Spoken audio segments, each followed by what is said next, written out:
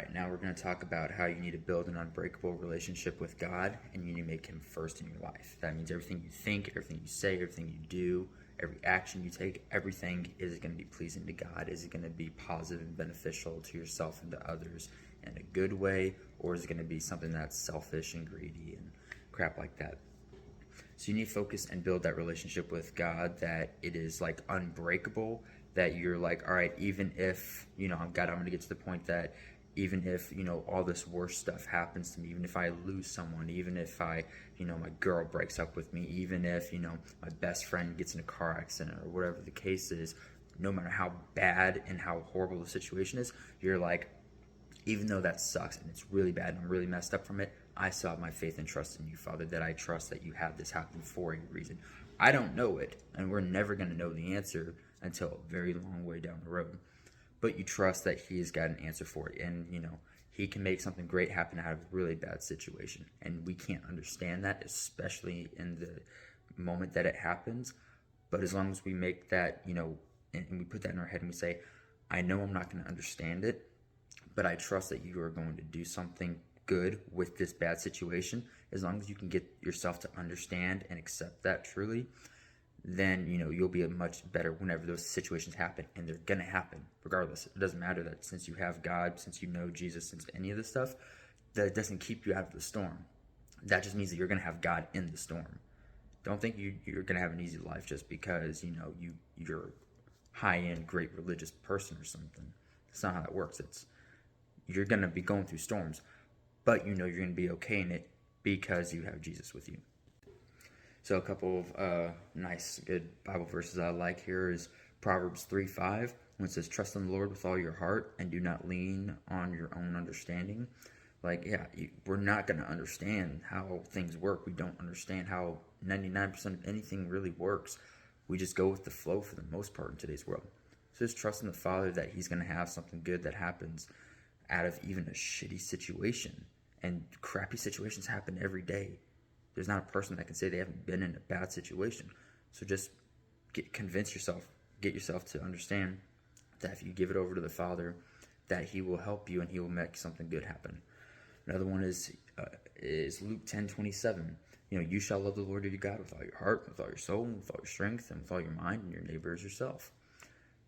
The most important things to do, just love God and honor and respect Him and do as He says. And He says a lot of things. So if you're doing what He says, and He's saying all these things because He loves you more than you love yourself, or that we could ever even understand love, whenever we get to that point and we're able to follow what He says, then that can help us out a lot with the fact that we make better choices, because before we go and make a decision and we're like, would this be good?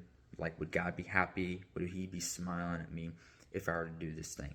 If not, if He wouldn't be happy about me doing this thing, then I should probably not do it. James 4:7-8. Submit therefore to God, but resist the devil, and he will flee from you. Come closer to God, and He will come closer to you. You're gonna get closer to you. You're gonna emulate what you put in you. So if you're going closer towards the world, towards sin, towards the devil, guess what? You're gonna have a lot more repercussions of evil, bad things happening to you if you're going towards evil. Verse, if you go to God, you go to love, you go to light, you go to positivity, you go to good things, then you're going to have good things happen to you, and you'll be blessed. Doesn't mean you're not going to go through bad situations. Doesn't mean you're not going to have a hard time and a hard life at times. It means that you will still be blessed because God's going to bestow good things upon you because you are doing good things for a right reason, for a good, positive reason. John 6:35. Jesus said to them, I am the bread of life. The one who comes to me will not hunger, and the one who believes in me will never be thirsty.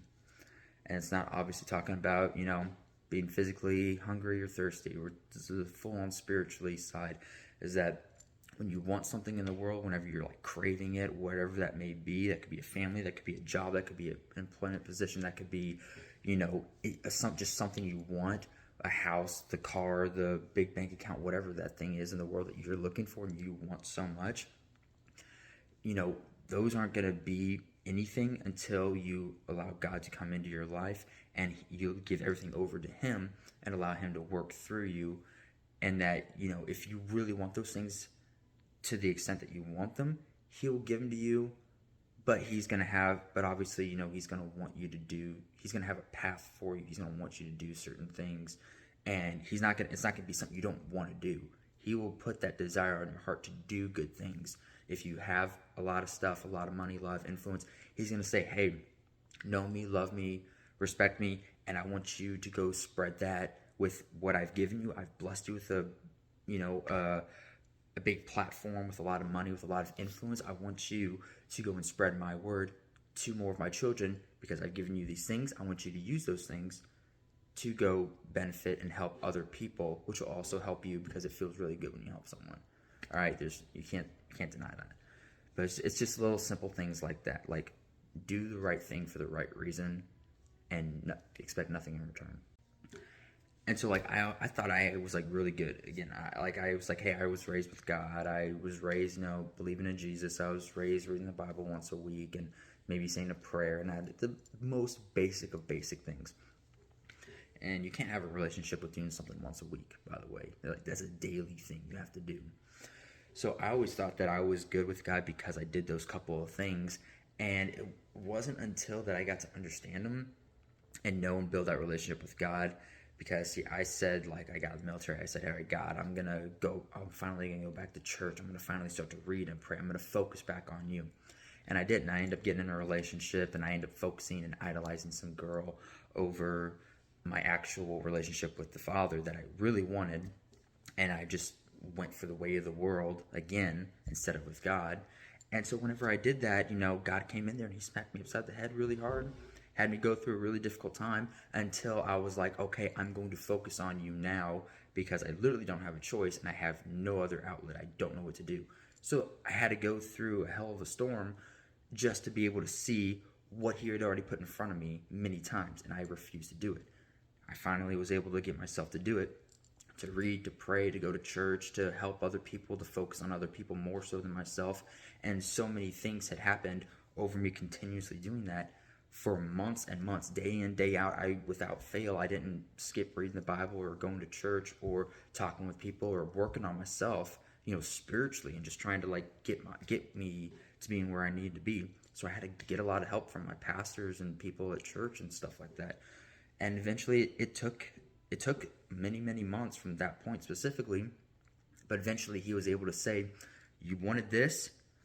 I showed you that you really want this, which this is really what I did want. Now I have this," and now He's able to eventually give me this stuff because I put Him first, because I make Him the first in my life. And there's a lot more that goes into all these steps, but you just have to get to the point that you put God first, and you're like, I'm going to build that relationship with you, Father. I don't know how it works, so cool. Go ask someone who does have a relationship with Him. Go ask someone. Go find out what you need to do. Talk, read, learn, listen.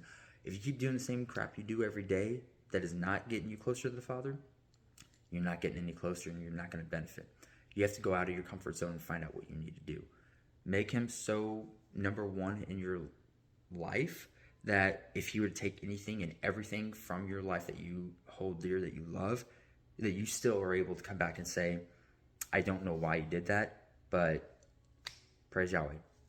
Like, I don't get it, I don't know it, it hurts, but still I know that you did it for a good reason. Whatever the case is.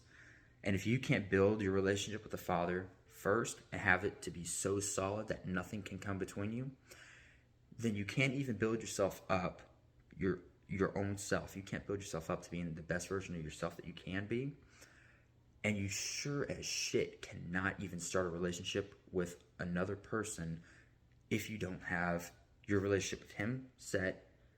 Then He'll make your relationship with yourself solid, and then He'll give you that relationship. So if you don't have that right, you ain't going to have this right, and you sure cannot get that other relationship right.